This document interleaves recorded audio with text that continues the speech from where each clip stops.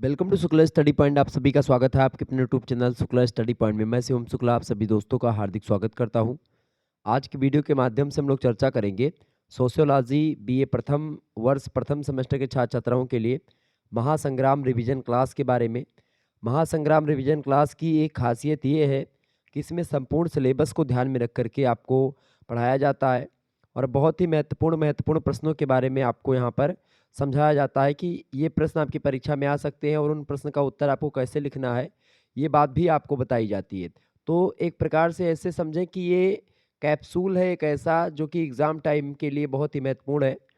समाज शास्त्र यानी सोशियोलॉजी बीए प्रथम वर्ष प्रथम सेमेस्टर के महासंग्राम रिवीजन क्लास के बारे में हम लोग चर्चा करेंगे। समाज शास्त्र की अगर बात करें तो उसमें आपको प्रथम सेमेस्टर में पढ़ना होता है बेसिक्स कॉन्सेप्ट ऑफ सोशियोलॉजी, या बोलें तो ऐसे introduction to basic concept of sociology, यानी समाज शास्त्रीय मूलभूत अवधारणाओं का परिचय आपको समझना है। Introduction to basic concept of sociology यानी कुल मिलाकर के बोले तो इसमें आपको कुछ ज़्यादा नहीं पढ़ना होता है, बहुत ही सरल होता है आपका समाजशास्त्र। आपके आसपास की चीज़ें इसमें देखने को मिलती हैं, ठीक है, लेकिन बहुत ही बारीकी के साथ। और वास्तव में वो चीज़ है क्या, इसको आपको सरल भाषा में बताने का मैं प्रयास करूंगा। आपको कुछ ऐसी जानकारी दूंगा जो कि आपके दिमाग में रहेंगी और परीक्षा हाल में आपके दिमाग में आ जाएंगी और आप आसानी से बैठ करके लिख पाएंगे। तो एक बार सभी लोग इस वीडियो को यानी सेशन को सभी दोस्तों के पास अपने शेयर कर दीजिए। और आप सभी का बहुत बहुत अभिनंदन, बहुत बहुत स्वागत। इस वीडियो के माध्यम से हम बहुत ही बारीकी के साथ हर एक प्रश्नों पर चर्चा करेंगे और तीव्र गति से आगे बढ़ेंगे। चले, पहला प्रश्न आपकी स्क्रीन पर आ चुका है। वैज्ञानिक पद्धति क्या है, फटाफट से ये बताएं। प्रश्न आपकी परीक्षा में पूछेगा वैज्ञानिक पद्धति किसे कहते हैं। तो जिस पद्धति से विज्ञान का विकास हो रहा है उसे ही हम वैज्ञानिक पद्धति कहते हैं। किस पद्धति का, यानी विकास किसका हो रहा है, विज्ञान का विकास हो रहा है। विज्ञान है क्या, सुसंगठित सुव्यवस्थित एवं क्रमबद्ध ज्ञान को विज्ञान कहते हैं। तो यानी कि जिस पद्धति में सुसंगठित सुव्यवस्थित और खास करके क्रमबद्ध तरीके का जो ज्ञान होता है उसका विकास होता है, ऐसी पद्धति या ऐसे मेथड को हम लोग साइंटिफिक मेथड या वैज्ञानिक पद्धति के नाम से जानते हैं। लुंडबर्ग महोदय बड़े जबरदस्त समाजशास्त्री हैं। इन्होंने वैज्ञानिक पद्धति की परिभाषा दी और कहा कि मोटे तौर पर या मोटे तौर से वैज्ञानिक पद्धति या जो साइंटिफिक मेथड होता है वो तथ्यों यानी कि जो फैक्ट होते हैं उन्हीं का व्यवस्थित अवलोकन करता है। अवलोकन माने होता है देखना, यानी तथ्यों का, यानी जो फैक्ट होते हैं उन फैक्ट्स का यानी जो जानकारी होती है उन जानकारी का व्यवस्थित तरीके से एक सिस्टमेटिकल वे में अवलोकन करता है, देखभाल करता है, देखता है उसको, मतलब उसको चेक करता है, जांचता है, परखता है, उसका वर्गीकरण करता है, यानी उसको कैटेगराइज करता है। कौन से तथ्य जो है ए कॉलम में रखने हैं, कौन बी कॉलम में रखने हैं, मतलब कौन से ज़्यादा इंपॉर्टेंट है उनको ए में रख दिया, जो कम इंपॉर्टेंट है उनको बी में रख दिया, जो और कम इंपॉर्टेंट है उनको सी में रख दिया। इस तरीके से कई सारा वर्गीकरण किया जाता है। योग्यता और खास करके एक जैसे जो तथ्य होते हैं उनको एक कॉलम में एक पंक्ति में सजा करके लिखते हैं, दूसरे को दूसरे में। इस तरीके से अलग अलग विचार और अलग अलग जो है क्वालिटी रखने वाले जो तथ्य या जो फैक्ट होते हैं उनको अलग अलग वर्ग में रखा जाता है, इसीलिए इसको वर्गीकरण कहा जाता है। तो वर्गीकरण एक प्रक्रिया भी होती है समाजशास्त्र की, सारणीयन वर्गीकरण। ये सब आप आगे चल करके जब आप थर्ड ईयर में पहुंचेंगे, फिफ्थ सेमेस्टर में, तो आपको पढ़ने को मिलेगा। तो मैं इसलिए खोल करके समझा रहा हूँ आपको अच्छे तरीके से, ताकि कोई भी दिक्कत ना हो और हर एक चीज़ को आप समझ पाएँ। तो लुंडबर्ग का कहना का मतलब क्या है, ये कहते हैं कि मोटे तौर पर एक तो ये टाइटल होता है कि कोई भी ऐसे बोल सकता है कि भई अरे मोटे तौर पर देखें या मोटी-मोटा देखें, ऐसे बोलते नहीं, तो वो उसका कोई मतलब नहीं है। वैज्ञानिक पद्धति जो होती तथ्यों का व्यवस्थित अवलोकन करती है और वर्गीकरण करती है और व्याख्या भी करती है। एनालिसिस करने के बाद में व्याख्या करती है उसकी कि भाई वास्तव में तथ्य क्या थे। तो वैज्ञानिक पद्धति ये होती है। वैज्ञानिक पद्धति के बहुत सारे चरण होते हैं मुख्य रूप से, उनमें से 5 चरण आपके समक्ष मैंने लिखे हैं। आपसे ऑब्जेक्टिव में, मतलब अति लघु उत्तरी में, ऑब्जेक्टिव में प्रश्न बन सकते हैं कि भाई बताएं वैज्ञानिक पद्धति के कितने चरण होते हैं, तो आप बताएंगे 5 चरण होते हैं। कौन कौन से? पहला होता है अवलोकन करता है। वैज्ञानिक पद्धति क्या करती है? अवलोकन, यानी किसी घटना के बारे में ऐसे कही सुनाई बातों पर विश्वास नहीं करती वैज्ञानिक पद्धति। वैज्ञानिक पद्धति का सीधा सा संबंध होता है कि भाई जहाँ पर घटना घटित हुई है वहाँ पर जाएंगे, उस घटना की को जांचेंगे, देखेंगे, परखेंगे अच्छे तरीके से। फिर उसके बाद में क्या करेंगे, अवलोकन जो हमने किया है उस अवलोकन को हम लोग क्या करेंगे, लिपिबद्ध करेंगे, यानी उसको हम लिखेंगे। और लिखने के बाद में क्या करेंगे, उसमें डाटा जो होगा कौन सा डाटा किस कैटेगरी में रखना है उसको वर्गीकृत करेंगे, पूरा का पूरा एनालिसिस करने के बाद में डाटा की क्वालिटी के हिसाब से अलग अलग उसकी कैटेगरी बांटेंगे। इसके बाद में फिर सामान्यीकरण करेंगे। सामान्यीकरण का मतलब कि जो एक प्रकार से निष्कर्ष होता है या जो नियम बनाया जाता है, मान लेते कोई सिद्धांत बनाना हुआ आपको या कोई रिसर्च आपने करने गए थे, तो रिसर्च का जो प्रतिफल होता है उसको आप सामान्यीकरण कहते हैं, तो वो आप करेंगे। फिर उसके बाद में क्या करेंगे, परीक्षण करेंगे। क्या आपने जो निष्कर्ष निकाला या जो आपने सिद्धांत दिया, जो आपने विचार दिया, वह विचार सही है कि गलत है, इसका आप परीक्षण करेंगे। तो मुख्य रूप से इन 5 पद्धतियों पर एक प्रकार से डिपेंड करता है क्या वैज्ञानिक पद्धति। वैज्ञानिक पद्धति की यही जो है 5 चरण होते हैं जिन पर वैज्ञानिक पद्धति जो है काम करती है। किसी घटना या किसी चीज़ की शोध करने से पहले सबसे पहली बात जहाँ के बारे में शोध करनी है वहाँ को अच्छे तरीके से जान लें, पहचान लें, अवलोकन कर लें। फिर अवलोकन को लिख लें, फिर उसका वर्गीकरण कर लें, फिर सामान्यीकरण करें और उसके बाद में परीक्षण करें। ये होता है वैज्ञानिक पद्धति की कुछ बातें जो मैंने आपको बताई। निश्चित तौर पर आपसे चाहे लघु उत्तरी में पूछेगा, चाहे लघु उत्तरी में प्रश्न पूछेगा, आप आसानी से इसके बारे में बता पाएंगे। आगे देखिएगा, अगला क्वेश्चन आपकी स्क्रीन पर आ चुका है। दूसरा प्रश्न है, बहुत ही महत्वपूर्ण प्रश्न है, बहुलवाद क्या है। बहुलवाद की अगर बात करें तो बहुत ही महत्वपूर्ण ये अवधारणा है समाजशास्त्र की, बहुलवाद। बहुलवाद की अगर बात करें तो जैसे किसी सामाजिक, आर्थिक अथवा राजनीतिक व्यवस्था में अनेक व्यवस्थाओं अथवा उपव्यवस्थाओं की मौजूदगी को ही बहुलवाद कहा जाता है। सीधे सीधे शब्दों में बोलें कि सामाजिक कोई एक प्रकार से व्यवस्था है, कोई आर्थिक व्यवस्था है या कोई राजनीतिक व्यवस्था है, उन्हीं व्यवस्थाओं में कई सारी उसकी उपव्यवस्थाएं होती हैं, आर्थिक व्यवस्थाओं की भी, सामाजिक की भी और राजनीतिक की भी। उसी की मौजूदगी को ही बहुलवाद कहते हैं। और इसमें सामाजिक और सांस्कृतिक दोनों प्रकार की बहुलताओं का समावेश होता है या हो सकता है। इस आधार पर किसी राष्ट्र या किसी देश अथवा किसी राज्य में भाषाई बहुलवाद, किसी राज्य में आप देखते हैं प्रजातीय बहुलवाद, यानी कि बहुलवाद का सीधा सा मतलब होता है किसी भाषा की बाहुल्यता हो गई किसी राज्य में तो भाषाई बहुलवाद हो गया। किसी प्रजाति की ज़्यादा बहुलता है तो बहुलवाद हो गया, प्रजातीय बहुलवाद। धर्म अगर किसी का ज़्यादा है किसी का कम है तो जो जिनका ज़्यादा धर्म है वो धार्मिक बहुलवाद के शिकार होंगे। यानी ये सब एक प्रकार से बहुलवाद की अवधारणा है। ठीक है, बहुल मतलब जो ज़्यादा लोग रहेंगे उन्हीं की विचारधारा वहाँ पर हावी रहेगी। सांस्कृतिक बहुलवाद में अनेक समूह अपनी विशिष्ट सांस्कृतिक विशेषताओं, प्रतिमानों, उपव्यवस्थाओं और संस्थाओं को बनाए रखते हैं। इन विशिष्टताओं इन विशिष्ट विशेषताओं जैसे कि क्षेत्र हो गया, धर्म हो गया, भाषा, प्रजाति और जाति की सीमाओं को समाप्त नहीं किया जाता, अपितु सभी को अपने अपने क्षेत्रों में रहने और विकास करने का अवसर दिया जाता है। बहुलवाद सीधे सीधे अगर बात करें तो यही होता है बहुलवाद। क्या होता है कि कोई सामाजिक या आर्थिक या राजनीतिक व्यवस्था है उसमें अनेक व्यवस्थाएं और उनकी जो उप व्यवस्थाएं होती हैं उनकी मौजूदगी ही एक प्रकार से बहुलवाद कहलाती है। तो ये रही बहुलवाद के बारे में कुछ बातें जो मैंने आपको बताई। तो बहुलवाद सिंपल सा यही है, आपसे परीक्षा में अगर पूछेगा तो अगर आप इतना लिख देंगे तो आपका काम हो जाना है। यही होता है आपका बहुलवाद। आगे बढ़े और भी चीज़ों को जानने का प्रयास करते हैं। ठीक है, कई प्रकार की विचारधाराएं होती हैं उसमें और किसी जैसे भाषा का अगर प्रभुत्व है किसी का, जैसे अगर मैं भारत की बात करूं तो भारत में भाषाई बहुलवाद में हिंदी आपकी भाषा जो है बहुलवाद की श्रेणी में आती है। ठीक है, क्योंकि उसमें बहुत ज़्यादा लोग हिंदी भाषा को बोलने वाले हैं। आगे देखिएगा, अगला क्वेश्चन आपकी स्क्रीन पर आ चुका है।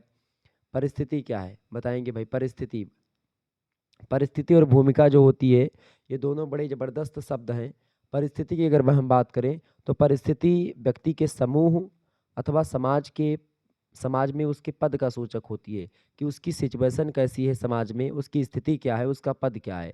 यह पद या तो व्यक्ति को समाज के द्वारा स्वतः प्रदान किया जाता है या फिर व्यक्ति जो होता है अपनी योग्यता के दम पर उसको प्राप्त कर लेता है। परिस्थितियाँ दो प्रकार की होती हैं, एक होती अर्जित परिस्थिति, ठीक है, और एक होती है प्रदत्त परिस्थिति। प्रदत्त परिस्थिति की अगर बात की जाए तो जैसे कि आप मान लेते हैं कि आपको समाज के द्वारा जो परिस्थिति आपको मिल गई वो हो गई, मतलब आपको बिना कुछ किए आप किसी पद को समाज में पा जाते तो प्रदत्त हो गई।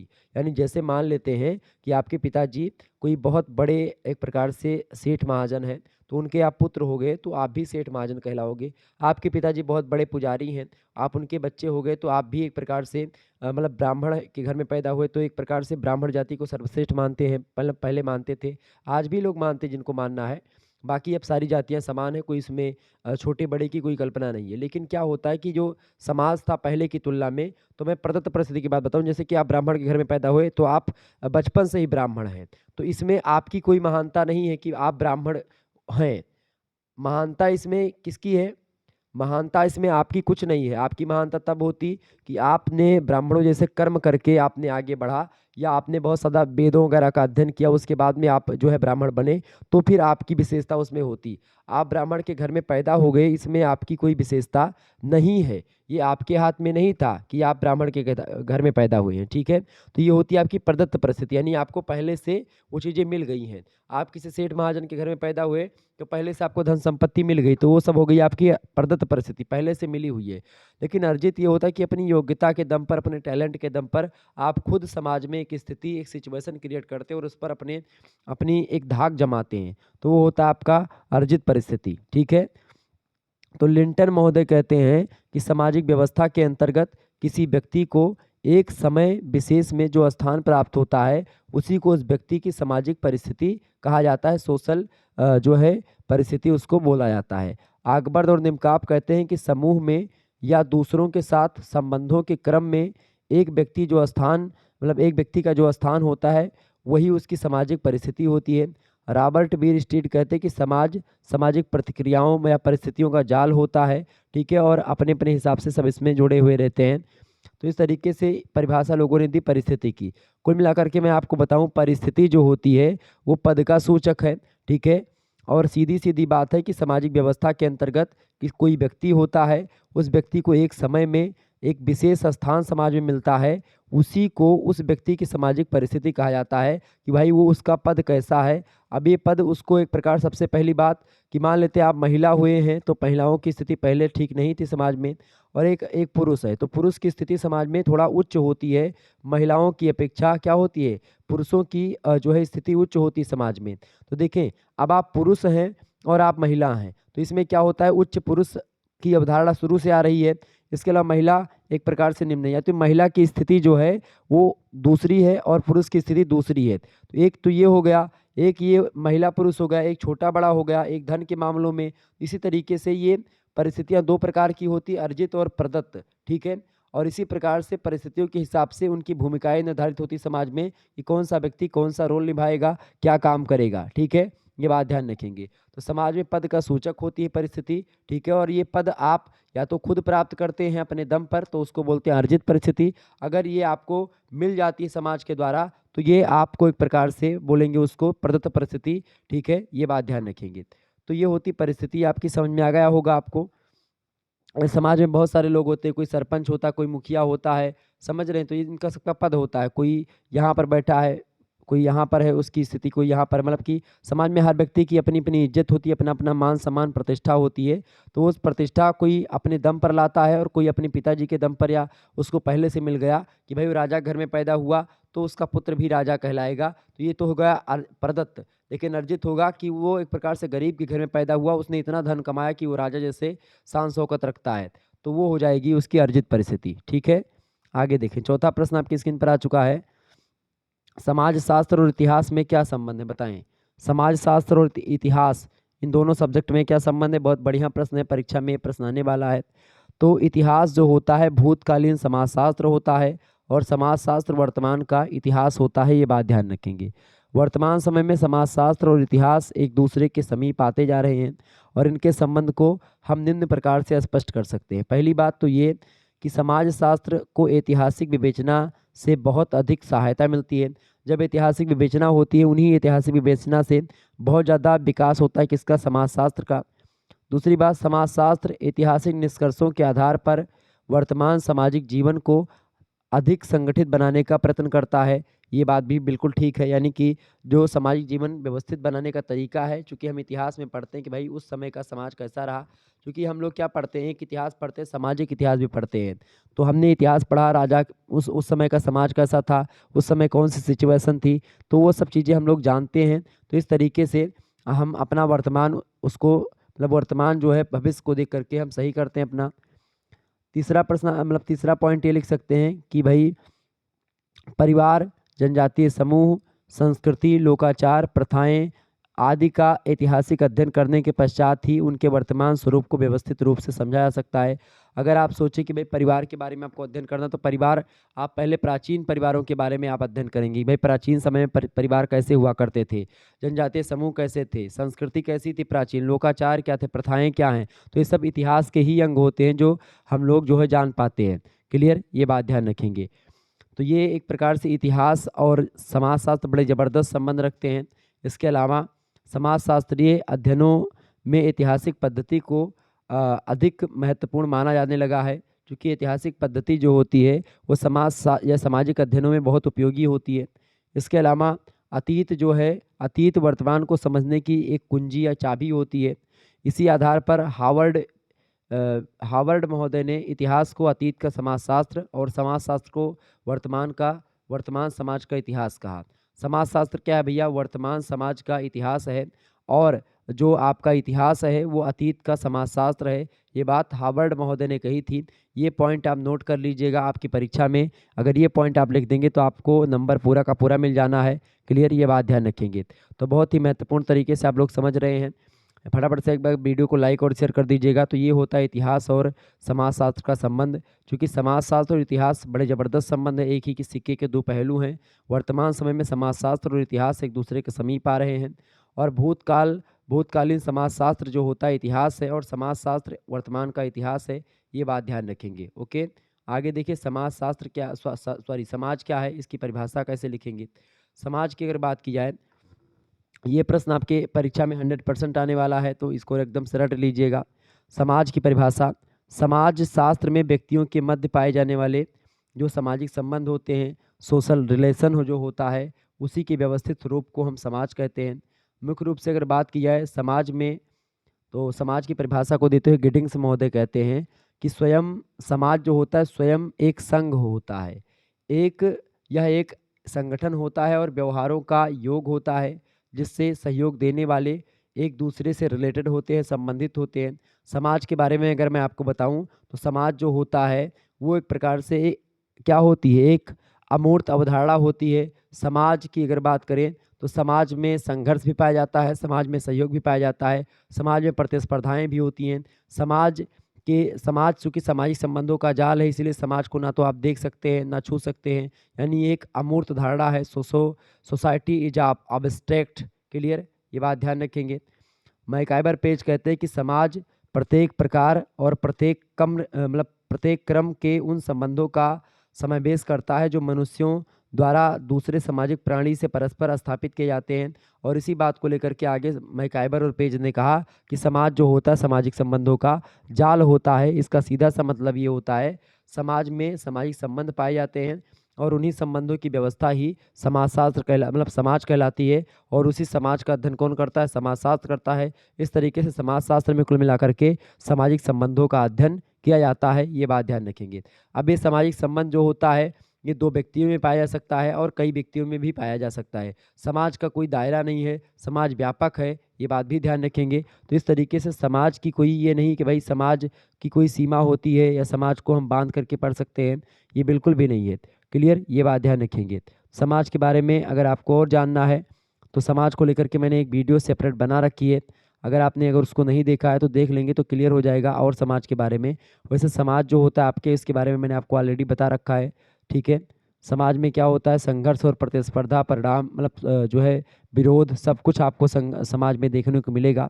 ठीक है, ये बात ध्यान रखेंगे। और समाज के बारे में और आपको बताऊं तो समाज जो होता है इसमें सबसे पहली बात तो ये है समाज में कि अमूर्त धारणा है। इसके अलावा समाज आपको ना तो दिखेगा ना आप उसको छू पाएंगे, ये बात भी ध्यान रखेंगे। तो ये सब होता है आपका समाज। क्लियर, और समाज की अगर मैं आपको और अच्छे तरीके से समझाऊं, मान लेते हैं कि अब आप एक नाई के यहाँ बाल कटवाने जाते हैं, तो आपका नाई से भी संबंध है। आप पंडित जी से कथा सुनते हैं सत्यनारायण जी की, तो आपका पंडित जी से भी संबंध है। पंडित जी आपको पहचानते हैं और आप पंडित जी को पहचानते हैं, यानी परस्पर एक दूसरे को आप पहचानते हैं। ठीक है, इसके अलावा आपकी साइकिल पंचर होती तो आप एक पंचर वाले से पंचर कसवाते हैं। इसके अलावा आपको सब्जी लाना, आप मार्केट से सब्जी वाले की दुकान सब्जी लाते हैं, आपको कपड़ा लेना है तो कपड़े वाली दुकान पर आप कपड़ा खरीदते हैं। आपको एक प्रकार से मान लेते हैं कि क्रीम पाउडर खरीदना हुआ तो वो उसकी दुकान पर आप जाएँगे। इसके अलावा जैसे आपको और भी कहीं जाना हुआ, आपको गेहूँ चावल अपना बेचना है तो आप बनिए के पास जाएँगे, बेचेंगे उसको। इसी तरीके से आपको खेत जुतवाना हुआ अपना ट्रैक्टर वाले के पास जाएँगे, खेत जुतवाएँगे। तो आप सभी लोगों को पहचानते हैं, इतने लोगों को, और ये लोग भी आपको पहचानते हैं। इस तरीके से आप देखते हैं, अब ये नाई जो होगा आपका ही केवल बाल नहीं काटता है, और भी लोगों का वो बाल काटता होगा। ये ट्रैक्टर वाला केवल आपका ही खेत नहीं जोतता, और लोगों का खेत जोतता है। तो इस तरीके से क्या होता है, एक जाल क्रिएट होता है। हर व्यक्ति दूसरे से जुड़ा, दूसरा व्यक्ति उससे जुड़ा। तो इस तरीके से संबंधों की व्यवस्था जो होती है हर जगह फैली होती है, और इस तरीके से ये जाल एक प्रकार से जो क्रिएट होता है, यही जाल जो होता है वो समाज कहलाता है, सोसाइटी कहलाती है। और इसी सोसाइटी को ही एक प्रकार से अध्ययन किया जाता है, सोसाइटी का ही अध्ययन किया जाता है किसमें, समाज शास्त्र में। ये बात ध्यान रखेंगे। क्लियर? तो समाज के बारे में यहाँ पर मैंने आपको समझा दिया। समझ में आया होगा आपको समाज के बारे में सारी चीज़ें। क्लियर? समाज समझ में आ गया क्या होता है भाई? आगे बढ़ा जाए तो समाज यही होता है। समाज क्या है? अन्योन्य आश्रितता का संबंध होता है, एक दूसरे पर परस्पर लोग निर्भर करते हैं। समाज में समानता और भिन्नता दोनों पाई जाती है।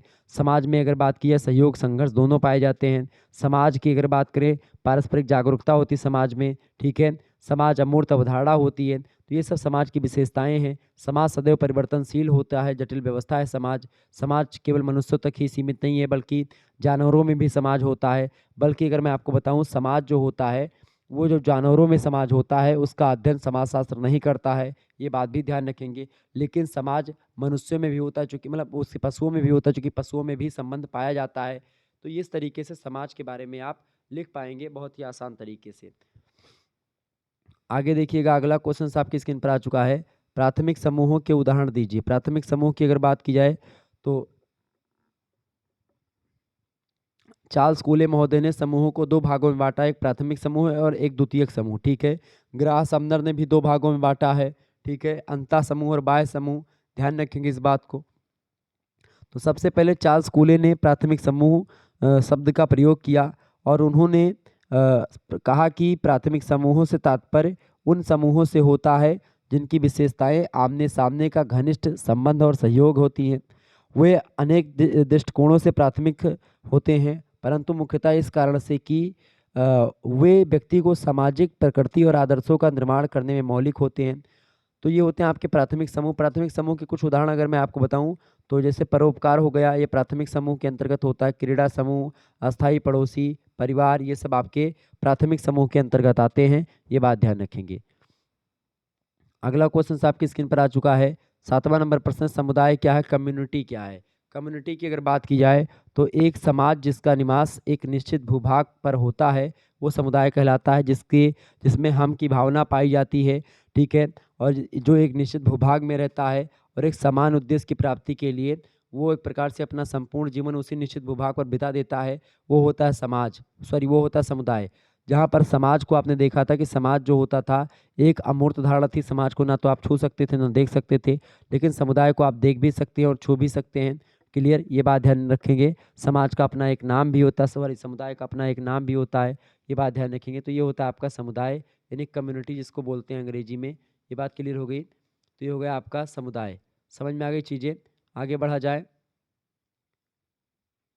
आगे बढ़ा जाए भैया। तो समुदाय क्या होता है, हम की भावना भी समुदाय में पाई जाती है। समुदाय के बारे में अगर आपको यहाँ पर जानना है तो थोड़ा बहुत और प्रश्नों मतलब थोड़ा बहुत और विद्वानों के अनुसार परिभाषाओं को हम देखेंगे। जैसे कि मैकाइवर और पेज की परिभाषा हम देखेंगे भाई। मैकाइवर और पेज क्या कहते हैं? मैकाइवर और पेज कहते हैं कि जिस किसी स्थान पर एक छोटे अथवा बड़े समूह के सदस्य एक स्थान पर रहते हुए किसी विशेष उद्देश्य में भाग ना लेकर के सामान्य जीवन की मौलिक दशाओं में भाग लेते हैं, तो उस समूह को हम समुदाय कहते हैं। मैंने शुरुआत में आपको बताया कि इनका उद्देश्य जो होता है कोई फिक्स नहीं होता, समान उद्देश्य की प्राप्ति के लिए अपना जीवन संपूर्ण एक स्थान पर बिता देते हैं। ओके, ये बात ध्यान रखेंगे। और मतलब एक निश्चित भूभाग होता है, कोई छोटा या बड़ा समूह होता है, उन्हीं के सदस्य होते हैं और इकट्ठा जो है रहते हैं। समुदाय की सदस्यता जो होती है वो अनिवार्य होती है। जो व्यक्ति जिस समुदाय में पैदा हुआ उसी समुदाय का सदस्य होता है, और ये एक प्रकार से आत्मनिर्भरता इनमें पाई जाती है।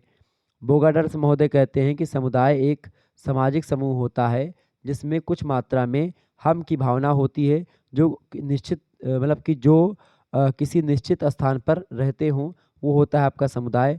स्पष्टता समुदाय की धारणा से 3 तत्व सामने आते हैं। पहली बात, समुदाय एक निश्चित भूभाग के दायरे में होता है। इसके अलावा एक सामुदायिक भावना इसमें पाई जाती है। सभी समुदाय के लोग आपस में संबंधों के द्वारा जुड़े ही हुए होते हैं और एक प्रकार से हम की भावना सब में पाई जाती है। ओके, इसके अलावा जीवन की संपूर्णता जो होती है, यानी कि इसी भूभाग में वो रह करके अपने संपूर्ण जीवन को व्यतीत कर देते हैं। किसी प्रकार का कोई निश्चित उद्देश्य नहीं होता इसमें, जबकि समिति में उद्देश्य होता है और निश्चित उद्देश्य के लिए समिति गठित की जाती है। आगे देखें, 8वां प्रश्न है, समिति के 2 प्रकार बताएं। समिति क्या है भैया? समिति की अगर बात की जाए तो मैकाइबर और पेज समिति की परिभाषा को देते हुए कहते हैं समिति को अंग्रेजी में बोलते हैं क्या? क्या बोलते हैं? एसोसिएशन। ठीक है। समिति वह समूह होता है जो किसी एक हित अथवा अनेक हितों की सामान्य पूर्ति के लिए संगठित हुआ हो। तो यानी व्यक्तियों का समूह है ये, यानी ये भी एक मूर्त अवधारणा है। समुदाय भी एक मूर्त अवधारणा थी और ये समिति भी एक मूर्त अवधारणा ही है। ध्यान रखेंगे इस बात को। समितियां 2 प्रकार की होती हैं। पहली है आर्थिक समितियां, दूसरी है मनोरंजनात्मक समितियां। आर्थिक समितियों की अगर बात की जाए तो आर्थिक हितों की पूर्ति के लिए जो गठित की जाती हैं औपचारिक समितियां, औपचारिक मतलब एक प्रकार से एक सिस्टमेटिकल वे में जो गठित की जाती है औपचारिक या सरकारी टाइप की, तो वो होती हैं औपचारिक समितियां और उन्हीं को आर्थिक समितियां हम कहते हैं। उदाहरण के रूप में जैसे किसी कोई व्यापार संघ कोई बना लिया गया, कोई संयुक्त पूंजी की कंपनी बना ली गई या कोई व्यावसायिक समिति बना ली गई, तो वो सब होती हैं आर्थिक समितियां। अगर मैं बताऊं आपको मनोरंजनात्मक समितियों की, तो इन समितियों के अंतर्गत क्लब कोई हो गया, व्यायामशाला कोई हो गई, नाट्यशाला है, खेल कूद का कोई परिषद है। जैसे आजकल मतलब अगर आपको मैं बताऊं तो आपने अभी 2-3 महीने पहले दुर्गा पूजा था, 2 महीने पहले आपने देखा होगा दुर्गा पूजा की समिति बनी होगी, तो वो भी समिति होती है, एसोसिएशन होती है। जो कि कैसे बनती है, समिति क्यों बनाई जाती है? दुर्गा पूजा करवाने के लिए। दुर्गा पूजा करवाने के लिए यानी एक निश्चित उद्देश्य हुआ कि भाई दुर्गा पूजा करवाने के लिए ही हमने समिति का निर्माण किया। समिति में कई सारे 10-12 लोग होंगे, तो यानी कि व्यक्तियों का वो समूह हो गया। पहली बात, व्यक्तियों का समूह होता है समिति। दूसरी बात, उनमें एक प्रकार से क्या होता है, औपचारिक संबंध पाया जाता है। समिति के सदस्यों में औपचारिक संबंध होता है। दूसरी बात, तीसरी बात यह है इसकी समिति की कि समिति की सदस्यता अनिवार्य नहीं होती। आप चाहो तो समिति में शामिल हो, चाहो तो आप छोड़ दीजिए। ठीक है। इसके अलावा आपको और भी चीज़ों को यहाँ पर जानना होगा समितियों के बारे में। समिति की अगर मैं बताऊँ आपको, समितियाँ जो होती हैं वो जो है अस्थायी होती है। यानी समितियाँ एक प्रकार से जब इसका निश्चित उद्देश्य पूरा हो जाता है, जिन उद्देश्यों के लिए समिति बनाई गई थी, जब वो उद्देश्य पूरा हो जाता है तो समितियाँ भंग हो जाती हैं। ये बात भी ध्यान रखेंगे। समुदाय का उद्देश्य कैसा होता है? समुदाय का उद्देश्य होता है भैया मतलब एक कोई सामान्य उद्देश्य होता है समुदाय का, जबकि समितियों के उद्देश्य निश्चित होते हैं। क्लियर? ये बात ध्यान रखेंगे। समिति की सदस्यता ऐच्छिक होती है, समुदाय की सदस्यता जो होती है अनिवार्य होती है। ये बात ध्यान रखेंगे। समुदाय में अनिवार्यता मतलब सदस्य अनिवार्य होते हैं। व्यापक उद्देश्य होता है समान जीवन, मूर्तता, विशिष्ट नाम, अस्थायीपन, स्वतः जन्म होता है समुदाय का। सामान्य नियम व्यवस्था होती है, आत्मनिर्भर होते हैं समुदाय और अनिवार्य सदस्यता होती है समुदाय में। ठीक है। जबकि आप देखते हैं जो समितियां होती हैं इसमें क्या होता है, ये मूर्त अवधारणा होती है। समुदाय भी मूर्त है, समितियां भी मूर्त हैं। ये बात ध्यान रखेंगे। लेकिन समितियां एक निश्चित उद्देश्य के लिए बनाई जाती हैं और एक समय पर मतलब कुछ समय के लिए ही बनाई जाती है, निश्चित समय भी इसका होता है। क्लियर? आगे बढ़िए। परिवार क्या है भाई, समझें। परिवार के बारे में प्रश्न आपसे पूछेगा तो थोड़े थोड़े यानी छोटे छोटे प्रश्नों के माध्यम से हम लोग अब सभी का रिवीजन कर रहे हैं कि भाई ये है क्या। आपसे पूछेगा तो आप लिख पाएंगे, चूंकि आप 2-2 विद्वानों की परिभाषाओं को अगर आपको याद है तो आप बना करके और बाकी लिख देंगे। बस 2 परिभाषा लिख देंगे तो आपका काम हो जाना, आपका दीर्घ उत्तरीय भी यहीं से तैयार हो जाएगा। क्लियर? परिवार की परिभाषा दीजिए। तो परिवार विवाह, रक्त संबंधों अथवा नातेदारी संबंधों से बंधे हुए व्यक्तियों का एक छोटा संगठन होता है जिसमें वैश्विकता, प्राथमिकता और अस्थायित्व जैसे गुणों की प्रधानता होती है। तो परिवार की अगर मैं बात करूं तो मैकाइबर पेज कहते हैं कि परिवार उस समूह का नाम होता है जो यौन संबंधों पर आधारित होता है, यानी कि सेक्स रिलेशन पर आधारित होता है, आश्रित होता है और इतना छोटा और शक्तिशाली समूह होता है ये, जो संत के जन्म और मतलब कि जो संतान, ठीक है, जो संतान के जन्म और पालन पोषण की व्यवस्था करता है। कौन? परिवार। तो परिवार यौन संबंधों पर आधारित होता है और इतना छोटा और शक्तिशाली होता है जो क्या करता है, संतान के जन्म और पालन पोषण की व्यवस्था करता है। क्लियर? ये बात ध्यान रखेंगे। तो ये होता है आपका परिवार नामक संस्था। आगे देखिएगा, अगले विद्वान है किंग्सले डेविस। किंग्सले डेविस कहते हैं कि परिवार जो होता है ऐसे व्यक्तियों का समूह है जिसमें सगोत्रता के संबंध होते हैं और जो इस प्रकार एक दूसरे से रक्त के संबंध मतलब कि रक्त संबंधी होते हैं, रक्त से संबंध से जुड़े हुए होते हैं, यानी कि खूनी रिश्ता होता है, ब्लड रिलेशन होता है। कुल मिलाकर के अगर मैं समझूँ आपको, तो परिवार जो होता है ये एक प्रकार से इसमें ब्लड रिलेशन का संबंध होता है, और इसमें माता पिता और उनके अविवाहित बच्चे मिलकर के एक परिवार का निर्माण करते हैं। एक होता है संयुक्त परिवार और एक होता है आपका न्यूक्लियर यानी कि मतलब एकाकी परिवार। वैसे परिवार कई प्रकार के होते हैं, क्लियर, ये बात ध्यान रखेंगे। लेकिन परिवार मुख्य रूप से जो होता है वो क्या होता है, इसको मैंने आपको समझा दिया कि भाई परिवार जो होता है वो एक स्त्री और एक पुरुष एक साथ जो है रहते हैं एक घर में, और उसके बाद में उनके जो अविवाहित बच्चे होते हैं वो सब मिलकर के एक परिवार का निर्माण कर देते हैं, क्लियर, ये बात ध्यान रखेंगे। और परिवार का निर्माण और यौन संबंधों पर आश्रित मतलब आधारित और आश्रित होता है, जो कि एक प्रकार से क्या होते हैं, अपने बच्चों का पालन पोषण करते हैं, और उन्हीं की व्यवस्था होती है कि भाई बच्चों का पालन पोषण करें। तो ये होती परिवार। आगे देखिएगा, अगला प्रश्न आपकी स्क्रीन पर आ चुका है, संयुक्त परिवार क्या होता है, जॉइंट फैमिली। तो एक संयुक्त परिवार में 3 या 3 से अधिक पीढ़ियों के सदस्य जो होते हैं एक ही घर में निवास करते हैं। जैसे मान लेते हैं मैं हूँ, तो मैं एक प्रकार से हमारे पिताजी होंगे, ठीक है, और पिताजी के भी पिताजी हूँ, ठीक है, यानी दादाजी हमारे दादा, ठीक है, आपके पापा, आपके चाचा भी अगर आपके उसी घर में है, चाचा, पापा, चाचा, दादा, दादी, ठीक है, पापा, मम्मी, चाचा, चाची और उनके भी लड़के। तो ये होगा आपका जॉइंट फैमिली, यही हो गई, क्लियर, ध्यान रखेंगे इस बात को। तो एक ही रसोई का बना हुआ भोजन करते हैं, सामूहिक पूजा में भाग लेते हैं सभी लोग, परस्पर किसी न किसी नातेदारी व्यवस्था से रिलेटेड होते हैं। संयुक्त परिवार के सदस्य परस्पर अधिकारों दायित्वों को निभाते हैं। और एस सी दुबे का कथन है कि यदि कई मूल परिवार एक साथ रहते हों और उनमें निकट का संबंध हो, एक स्थान पर भोजन करते हों और आर्थिक इकाई के रूप में कार्य करते हों, तो उनके सम्मिलित रूप को संयुक्त परिवार कहा जा सकता है। बिल्कुल ठीक बात है।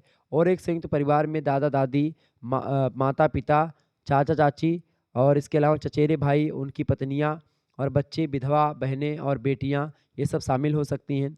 हिंदुओं में प्रमुखता गांवों में संयुक्त परिवार का प्रचलन अधिक है। जेडी मेन ने अपनी पुस्तक हिंदू लॉ एंड कस्टम में मालाबार के नायरों में प्रचलित संयुक्त परिवार, जिसे थारवाड़ कहते हैं, उसको इस व्यवस्था का उदाहरण माना है। तो ये एक प्रकार से संयुक्त परिवार होते हैं। आगे देखिएगा, अगला प्रश्न आपकी स्क्रीन पर आ चुका, बहिर्विवाह। बहिर्विवाह क्या होता है भैया? बहिर्विवाह की अगर बात की जाए तो बहिर्विवाह जो होता है उस विवाह को कहते हैं जिसमें जिससे क्या होता है, विवाह गोत्र, प्रवर और सपिंड के बाहर किया जाता है। मतलब कि अपने गोत्र, अपने प्रवर और अपने सपिंड के जब बाहर विवाह किया जाता है तो उसको बोलते हैं बहिर्विवाह। वास्तव में भारत में वैवाहिक संबंधों की सीमा बहुत संकुचित कर दी गई है। हिंदू विवाह में अनेक निषेध लागू किए गए हैं। इन्हीं निषेधों के कारण से बहिर्विवाह प्रचलित हुआ है। ये निषेध क्या है? सबसे पहली बात, गोत्र में विवाह करने का निषेध है। अगर आप जिस गोत्र में विवाह करने जा रहे हैं और आपकी मतलब जो लड़की है वो भी उसी गोत्र की है, तो शादी नहीं होगी, ये बात ध्यान रखेंगे। यानी मान लेते हैं, अब गोत्र क्या होता है, जैसे मैं आपको बता दूं, मेरा नाम शिवम शुक्ला है, मैं मामखोर शुक्ल हूँ, और मेरा गोत्र है कौन? गर्ग। तो मेरा गोत्र कौन सा है? गर्ग है, क्लियर। अब मेरा चूंकि गोत्र जो है क्या है? गर्ग है। अब कोई लड़की हो, उसका भी वो भी शुक्ला हो, वो भी मामखोर शुक्ला हो, और क्या हो, उसका गोत्र भी क्या मिल जाए, यानी कि प्रवर सपिंड सब एक मिल जाए। उसका गोत्र क्या है, मतलब उसका भी गोत्र क्या मिल जाए? गर्ग मिल जाए। तो गर्ग गोत्र की लड़की जो होगी, जो भी होगी गर्ग गोत्र की लड़की मामखोर शुक्ल की, वो हमारी क्या लगेगी? वो हमारी बहन लगेगी, सिस्टर होगी, ठीक है। और इसीलिए हम उससे विवाह नहीं कर सकते। समझ में आई चीज़ें? यानी हमारे गोत्र, यानी हमारा गोत्र, हमारा एक प्रकार से सपिंड, हमारा प्रवर जो होगा वो हमारी बहन लगेगी। इसीलिए क्या होता है कि हम ऐसे विवाह को नहीं करते हैं। ये नियम हिंदू धर्म ग्रंथ में बताया गया है। तो गोत्र में विवाह करने का निषेध है, प्रवर में विवाह करने का निषेध है, और सपिंड में विवाह करने का निषेध है। ये जो मैंने आपको बताया वही होता है, क्लियर। आगे देखिएगा, 12वां क्वेश्चन आप देखेंगे, सामाजिक स्तरीकरण क्या होता है? सामाजिक स्तरीकरण क्या होता है भैया? तो विभिन्न सामाजिक समूहों का किसी आधार पर विभिन्न स्तरों में विभाजित हो जाना ही स्तरीकरण कहलाता है। सामाजिक समूह जो होता है वो अलग अलग सामाजिक स्तर जो होता है, जैसे कि मान लेते हैं कोई उच्च वर्ग का स्तर है, किसी को मतलब कोई बड़े स्तर पर है, कोई उससे नीचे, कोई उससे नीचे, कोई उससे नीचे, कोई उससे, तो एक स्तर होता है समाज में फिक्स होता है कि भाई ये इसको अधिकार देगा, ये इसको देगा, ये इसको देगा, ये इसको देगा। ये डायरेक्ट इसको नहीं देता अधिकार, हालांकि दे भी सकता है। ये अपने इस जूनियर को बोलेगा, जूनियर अपने जूनियर को, और इस प्रकार से एक समाज में भी और इसी प्रकार से हर एक ऑफिस में आप देखते हैं कि ये स्तरीकरण होता है। तो इसी को बोलते हैं सोशल स्ट्राटिफिकेशन। बर्ट्रेंड रसेल कहते हैं कि सामाजिक स्तरीकरण एक प्रकार से एक दिए गए समाज में व्यक्तियों का विभाजन होता है, जैसे कि उच्च वर्ग, मध्य वर्ग और निम्न वर्ग। ये एक प्रकार से क्या होता है, ये समूह में बांटा जाता है कि भाई ये उच्च वर्ग के लोग हैं, ये निम्न वर्ग के लोग हैं, या मध्य वर्ग के लोग हैं, ऐसे। मरे महोदय कहते हैं कि स्तरीकरण समाज का उच्च और निम्न सामाजिक इकाइयों में क्षैतिज विभाजन होता है। अस्पष्टता सामाजिक स्तरीकरण एक ऐसी प्रक्रिया है इसमें जिसमें ऊंच नीच के आधार पर समूहों में विभाजन होता है कि भाई आप उच्च जाति के हैं, उच्च धर्म के हैं, या एक प्रकार से आप ज़्यादा पैसा कमाते हैं, आप ज़्यादा ज्ञानी हो, ठीक है, आप ज़्यादा पढ़े लिखे हो, तो इस तरीके से आप उच्च हो, और कुछ जो कम पढ़े लिखे हैं या कम जो है मतलब ऐसे से कई आधार हो सकते हैं ऊंच नीच फिक्स करने के। तो ये ऊंच नीच का जो तालमेल या क्रम होता है, विभाजन करने का जो तरीका होता है, उसी को बोलते हैं स्तरीकरण, सामाजिक स्तरीकरण, ठीक है। 13वां क्वेश्चन आप देखेंगे, 13 नंबर प्रश्न, एकीकरण क्या है? सामाजिक एकीकरण से आप क्या समझते हैं, फटाफट से आप बताएंगे। सामाजिक एकीकरण क्या होता है? तो एकीकरण की अगर मैं बात करूं तो एकीकरण से तात्पर्य उस सामाजिक स्थिति से है जिसमें समाज की विभिन्न इकाइयां जो होती हैं एक दूसरे पर आश्रित होती हैं और उनके बीच आश्रितता किसी एक सीमा तक अस्थायी हो जाती है। एकीकरण एक सामाजिक प्रक्रिया और परिणाम दोनों का बोध कराता है। एकीकरण की प्रक्रिया समचेतना के भाव पर आधारित होती है, जो विभिन्न समूहों और उपसमूहों को साथ साथ सहभागिता करते हुए एक सामान्य लक्ष्य को प्राप्त करने का प्रयत्न करता है। जैसे मान लेते एकीकरण का सीधा सा मतलब होता है कि भाई साथ साथ मिलकर के किसी एक निश्चित लक्ष्य की पूर्ति की जाए, या कोई समान लक्ष्य उसी की पूर्ति करी जाए, एक साथ मिलकर के सब एक होकर के काम करें। तो एकीकरण से तात्पर्य क्या होता है? समाज की एक ऐसी स्थिति जिसमें समाज की विभिन्न इकाइयां एक दूसरे पर आश्रित हों और एक दूसरे के साथ मिलकर के काम करें, ठीक है। एकीकरण के कारण से समाज में संबद्धता बढ़ती है और लोगों को सहभागिता का अवसर प्राप्त होता है। लोग एक दूसरे की मदद करते हैं। सामाजिक एकीकरण मतभेदों के समायोजन की एक ऐसी प्रक्रिया है जिसमें व्यवहार के विभिन्न रूप में प्रत्येक प्रतियोगी को अपना अपना मुख्य लक्ष्य प्राप्त करने की स्वीकृति देता है।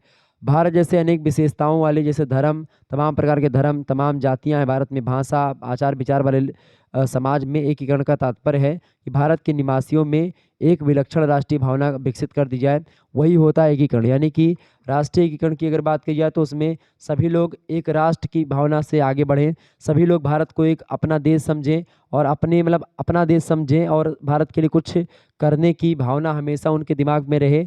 ये होता है एकीकरण की भावना कि भाई भले ही हम हिंदू हैं, हम मुसलमान हैं, हम सिख हैं, हम ईसाई हैं, हम बौद्ध हैं, हम जैन हैं, पारसी हैं, यहूदी हैं, फिर भी अगर हम भारत में रहते हैं, भारतीय नागरिकता में रहते हैं, मतलब भारत में रहते हैं और भारतीय एक प्रकार से नागरिक हैं हम, तो ऐसी स्थिति में हमको भारतीय जो एक प्रकार से राष्ट्रवाद है या भारतीय जो विचारधारा है, राष्ट्रीय भावना जो है वो हमारे अंदर होनी चाहिए।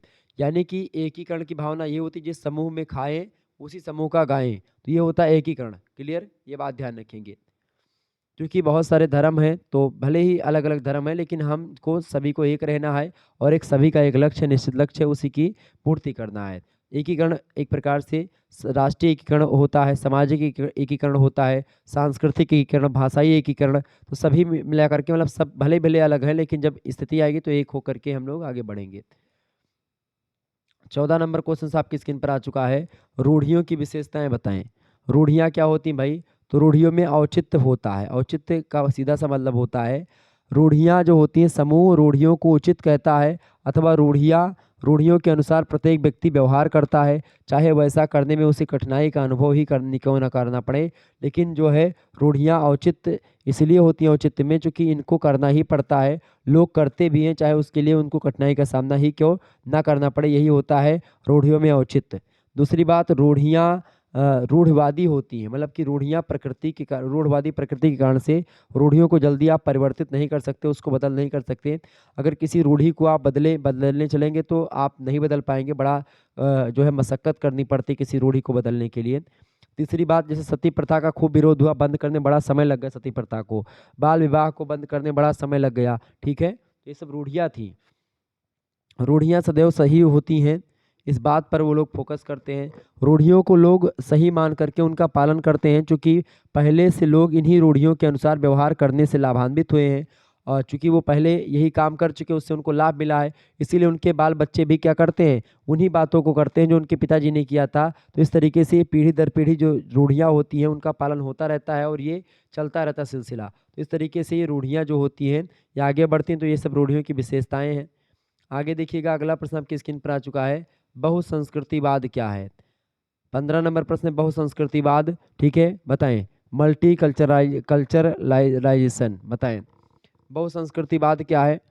तो बहुसंस्कृतिवाद से तात्पर्य एक निर्दिष्ट समाज में जिसमें एक से अधिक संस्कृतियों, धार्मिक समूहों, सांस्कृतिक समुदायों के लोग एक साथ रहते हों तथा बहुजातीय संस्कृति को स्वीकृति प्रदान करके सह अस्तित्व यानी को एक प्रकार से सिचुएशन मतलब कि को अस्तित्व यानी कि सह अस्तित्व में विश्वास करते हों, बहुसंस्कृतिवाद कहते हैं। मतलब कि बहुत सारे जाति के लोग, बहुत सारे धर्म के लोग, बहुत सारे समुदाय के लोग, बहुत सारे संस्कृति के लोग जब एक साथ मिलकर के रहते हैं और एक संस्कृति का निर्माण करते हैं, मतलब सभी संस्कृतियाँ आपस में मिलजुल करके रहती हैं, काम करती, तो वो होता है एक प्रकार से बहुसंस्कृतिवाद।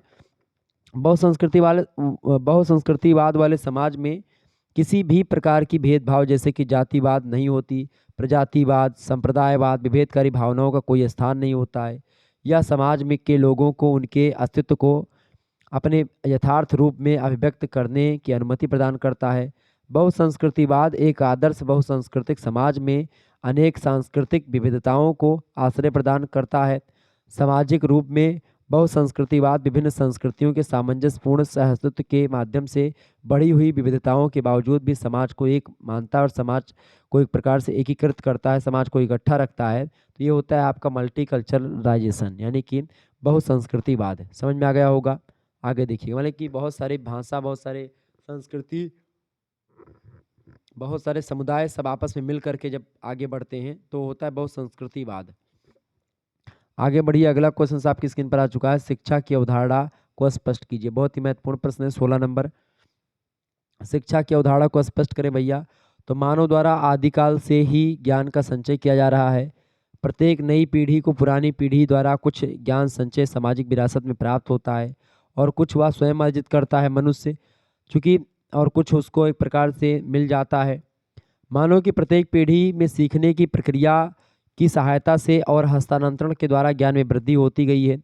ज्ञान की यह परंपरागत श्रृंखला ही शिक्षा होती है, जिसके माध्यम से मनुष्य ने अपनी मानसिक, आध्यात्मिक, सामाजिक प्रगति करी है, मनुष्य ने प्रोग्रेस करा है।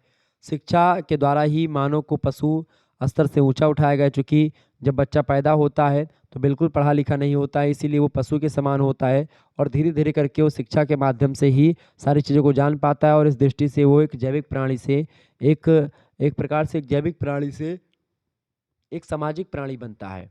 क्लियर? श्रेष्ठ सामाजिक प्राणी बनता है।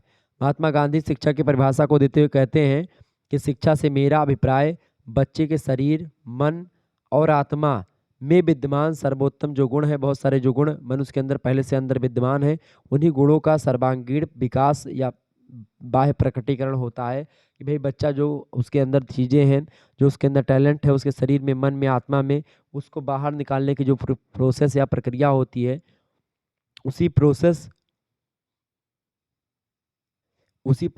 या प्रक्रिया को हम लोग क्या बोलते हैं? शिक्षा बोलते हैं। तो शिक्षा के द्वारा ही एक प्रकार से आप हर एक चीज़ को समझ पाते हैं, जान पाते हैं।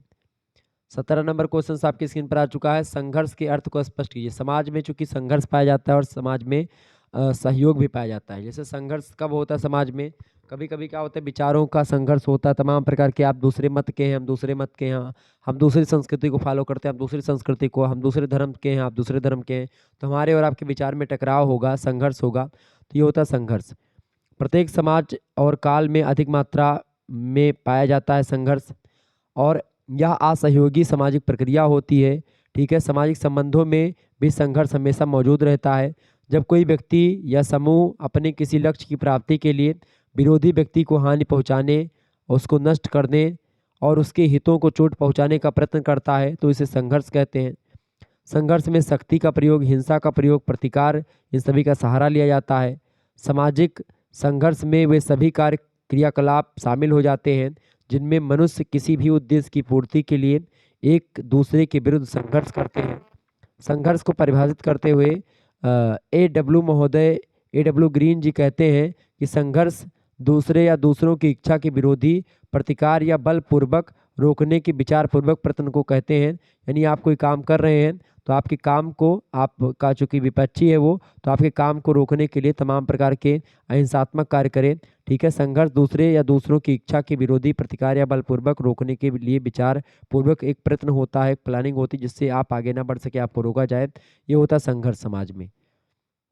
और दूसरी तरफ सहयोग भी होता है समाज में कि जैसे मान लेते हैं हमारे यहाँ अगर आज हम खाना, मतलब हमारे यहाँ पर खाना बन रहा था, आटा ख़त्म हो गया मान लेते हैं, तो हम बगल के यहाँ से जा करके आटा ले आए। हमारे पास कुछ कमी हो गई तो हम बगल वाले के घर से ले आते हैं, तो वो होता है सामाजिक संघर्ष। क्लियर, मतलब सॉरी, सामाजिक सहयोग। 18 नंबर प्रश्न है, सामाजिक गतिशीलता से आप क्या समझते हैं, क्या तात्पर्य है, सामाजिक गतिशीलता क्या है? तो सामाजिक गतिशीलता एक ऐसी प्रक्रिया होती है जिसके फलस्वरूप क्या होता है, लोग समाज में एक स्थिति से दूसरी स्थिति को प्राप्त करते हैं। एक स्थिति या एक सिचुएशन से दूसरी सिचुएशन में जाना ही सामाजिक गतिशीलता कहलाती है। इसके अलावा लिपसेट और बेंडिक्स महोदय कहते हैं कि जब हम सामाजिक गतिशीलता का अध्ययन करने बैठते हैं तो हम लोगों की गतिशीलता जो एक पद में, चाहे वह उच्च हो या निम्न हो, उसी का अध्ययन करते हैं जो सामाजिक व्यवस्था में घटित होता है। यानी एक स्थिति आपकी समाज में पहले से फिक्स है, आप किसी पद पर हैं, तो आपका अगर एक प्रकार से उन्नति हो जाती है और या फिर एक प्रकार से चाहे पदोन्नति हो जाए, चाहे आपके पद में गिरावट आ जाए, तो आप एक प्रकार से कहीं ना कहीं पे आप का एक प्रकार सामाजिक ओहदा जो है वो बदला। तो यही सामाजिक ओहदे के बदलने को ही एक प्रकार से क्या बोलते हैं, सामाजिक स्थिति या सामाजिक परिस्थिति, आपकी भूमिका बदलने की प्रक्रिया ही सामाजिक गतिशीलता कहलाती है। ये बात ध्यान रखेंगे। 19 नंबर क्वेश्चन आपकी स्क्रीन पर आ चुका है, संस्कृति और सभ्यता में क्या अंतर है? फटाफट से आप लोग बताने का प्रयास करेंगे। संस्कृति और सभ्यता में क्या अंतर होता है? बहुत ही जबरदस्त प्रश्न है। संस्कृति और सभ्यता में क्या अंतर है बताएंगे सभी लोग भाई। संस्कृति और सभ्यता की अगर बात की जाए तो सभ्यता मतलब संस्कृति को अंग्रेजी में कल्चर और सभ्यता को सिविलाइजेशन बोलते हैं। संस्कृति, सभ्यता और समाज का एक बहुत घनिष्ठ संबंध रहा है। मानव समाज को अन्य समाजों से अलग करने का प्रमुख कारक संस्कृति ही है। मानव ही एक ऐसा जीवधारी है जिसके पास संस्कृति है, कल्चर है। दूसरे शब्दों में कहें कि हम कह सकते हैं कि संस्कृति के अभ्यास मतलब संस्कृति की कमी में या अभाव में मानव समाज की कल्पना नहीं की जा सकती है। सभ्यता संस्कृति का ही एक भाग होता है और उसका झुकाव साधारणतः भौतिक संस्कृति की तरफ होता है। यानी संस्कृति एक प्रकार से दो प्रकार की होती है, एक होती है भौतिक संस्कृति और एक होती है अभौतिक संस्कृति। भौतिक संस्कृति जैसे कि मान लेते हैं कुर्सी, मेज, टेबल, किताब, कॉपी, ये सब जो होते हैं, डस्टर, चाक, ठीक है, मार्कर, ये सब आपके क्या होते हैं, पंखा, टीवी, बिजली, ठीक है, जो होता है ये सब, ठीक है, ये सब आपके क्या होते हैं, मोबाइल फ़ोन, लैपटॉप, ठीक है, कैमरा, ठीक है, ये सब क्या होते हैं आपके, ये सब क्या होते हैं भैया, ये सब होते हैं आपके भौतिक संस्कृति जो हमको सुख सुविधा प्रदान करवाते हैं। ये होती है भौतिक संस्कृति। क्लियर। और एक क्या होती है, एक होती है अभौतिक संस्कृति, जैसे आपके विचार, आपके सोचने का तरीका, आपके भाव, ठीक है, ये सब क्या होती हैं अभौतिक संस्कृतियाँ। तो जो सभ्यता होती है वो भौतिक संस्कृति से रिलेशन रखती है, वो भौतिक संस्कृति ही सभ्यता बोल सकते हैं होती है। क्लियर। तो समाज की प्रगति या अवनति का निर्णय उस समाज की भौतिक संस्कृति या दूसरे शब्दों में बोले तो उसकी सभ्यता से किया जाता है। इस प्रकार हम कह सकते हैं कि संस्कृति विशेषता मानव समाज की अपनी विशेषता होती है और यही कारण है कि इसके अध्ययन और विश्लेषण के बिना कोई भी समाजशास्त्रीय अध्ययन अधूरा माना जाता है। तो संस्कृतियाँ जो होती हैं, अगर मैं उसकी बात करूँ तो सभ्यता का क्रमिक विकास होता है और नीचे से ऊपर की ओर बढ़ती हैं। बैलगाड़ी से मोटर, वायुयान तथा अंतरिक्ष यान, ये सब एक प्रकार से सभ्यता का प्रतीक होता है। संस्कृति की अगर बात की जाए तो संस्कृति का विकास कोई दिशा अथवा क्रम निर्धारित नहीं होता। जैसे आज के नाटककार कालिदास और शेक्सपियर के नाटकों से अच्छे भी हो सकते हैं और अच्छे नहीं भी हो सकते हैं, खराब भी हो सकते हैं। तो ये एक प्रकार से कुछ अंतर है। सभ्यता की वस्तुएं प्रतियोगितावादी होती हैं, संस्कृति वस्तुएं जो होती हैं वो अधिकतर प्रतियोगितावादी नहीं होती हैं। इसी तरीके सभ्यता में रेखीय परिवर्तन होता है, संस्कृति में चक्रीय परिवर्तन होता है। सभ्यता का प्रसार चारों ओर होता है, संस्कृति का प्रसार केवल एक ही दिशा में होता है। एक पीढ़ी से दूसरी पीढ़ी में एक प्रकार से इसका प्रभाव होता है। सभ्यता बाह्य वस्तु है, संस्कृति आंतरिक वस्तु है। सभ्यता हमें सामाजिक विरासत के रूप में प्राप्त होती है और उसका उपयोग बिना योग्यता के संभव नहीं है, जबकि संस्कृतियाँ जो होती हैं उसका उपयोग आगामी पीढ़ी तथा तभी कर सकती हैं जबकि वह उसे पुनः जीवित न कर ले। तो इस तरीके से ये संस्कृति और सभ्यता होती है। सभ्यता बिना परिवर्तन किए या नष्ट किए ग्रहण की जाती हैं, जबकि संस्कृति में ऐसा नहीं पाया जाता है। तो कुल मिलाकर के ऐसे बोलें, सभ्यता जो होती है वो भौतिक संस्कृति से रिलेशन रखती है। यानी कि जैसे आपका जो उपयोग आप करते हैं सभ्यता में, आप मतलब कि आपके जैसे किस कूलर, टीवी, फ्रिज ये सब सभ्यता के अंतर्गत आते हैं। संस्कृति के अंतर्गत आप देखिएगा तो क्वालिटी वाली चीज़ें आती हैं और क्वांटिटी वाली चीज़ें आती हैं किसमें, मतलब जिसको आप छू और देख सकते हैं वो सभ्यता के अंतर्गत आती हैं, जिसको आप छू और देख नहीं सकते वो संस्कृति के अंतर्गत आती हैं। ठीक है, ये बात थोड़ा सा ध्यान रखेंगे। आगे बढ़िएगा, अगला क्वेश्चन आपकी स्क्रीन पर आ चुका, फटाफट से आप देखने का प्रयास करेंगे। बहुत ही महत्वपूर्ण प्रश्न है, नातेदारी। ठीक है, बताएं नातेदारी क्या होती है भैया। नातेदारी की अगर मैं आपको बात करूं, नातेदारी एक प्रकार जो रिश्तेदारी होती है, किनशिप, वही नातेदारी आपकी जो होती है, वही आपकी रिश्तेदारी, वही नातेदारी होती है। नातेदारी का संबंध प्रारंभ में सबसे अधिक प्रचलित एवं महत्वपूर्ण रहा है। मनुष्य एक सामाजिक प्राणी है और वह एक दूसरे से अलग रहकर सामाजिकता का विकास नहीं कर सकता है। यही कारण है कि मनुष्य अपने आसपास समाज के अन्य लोगों से अनेक प्रकार से रिलेशन रखता है, संबंधित होता है। इन संबंधों में सबसे प्रमुख है विवाह संबंध एवं रक्त संबंध, जिसे नातेदारी कहते हैं, किनशिप कहते हैं, उसमें व्यक्त किया जाता है। एक प्रकार से रक्त संबंधी दूसरों को अपने से भिन्न मानते हैं और यह भिन्नता कुछ लोगों को अपने निकट बनाती है तथा अन्य को अपने दूर ले जाती है। तो इस तरीके से इस प्रकार हम देखते हैं कि निकटता और दूरी का आभास नातेदारी से होता है। जैसे कि मान लेते हैं आपके घर में कोई अगर बहन होगी तो उसकी शादी आप करेंगे तो दूर जाएगी आपसे, और आप जो है अपनी शादी करोगे तो बाहर से आप कोई कन्या लेकर के आओगे अपने घर में, तो आप बाहरी लोगों को अपने घर में बैठाते मतलब लाते हैं और अपने घर के लोगों को बाहर भेजते हैं। तो इस तरीके से विवाह के द्वारा ही संभव हो पाता है। तो ये नातेदारी फैल गई, चूँकि आपने जिसके यहाँ विवाह किया है वो आपके परिवार से जुड़ गया अब, तो क्या हो गया, नातेदारी व्यवस्था यही होती है। ठीक है, ये बात ध्यान रखेंगे। जिसको आप जानते भी नहीं उसके घर से आप संबंध जोड़ते हैं और वो संबंध जो होता है आपका बना रहता है और एक प्रकार से आगे भी संबंध ऐसे बनते चले जाते हैं। तो ये नातेदारी भी एक प्रकार से एक जाल टाइप का बनता है, समाज में ही होता है। नातेदारी की परिभाषा दीजिए। नातेदारी की परिभाषा की अगर मैं बात करूं तो रॉबिन फॉक्स महोदय कहते हैं कि नातेदारी का तात्पर्य कुछ स्वजनों के मध्य स्थापित होने वाले संबंधों से है। यह स्वजन चाहे वास्तविक हों या कल्पित हों, समान रक्त वाले होते हैं। तो इस तरीके से ये होता है नातेदारी। रेडक्लिफ ब्राउन कहते हैं कि नातेदारी सामाजिक उद्देश्यों के लिए स्वीकृत वंश संबंध है तथा यह सामाजिक संबंधों के प्रथागत स्वरूप का आधार होता है। तो कुल मिलाकर के नातेदारी आपके समझ में आ गई होगी कि होती क्या। वास्तव में जो रिश्तेदारी होती है, जो विवाह वगैरह करने के बाद में बनती है, वही होती है नातेदारी। क्लियर, कुछ और नहीं होती है।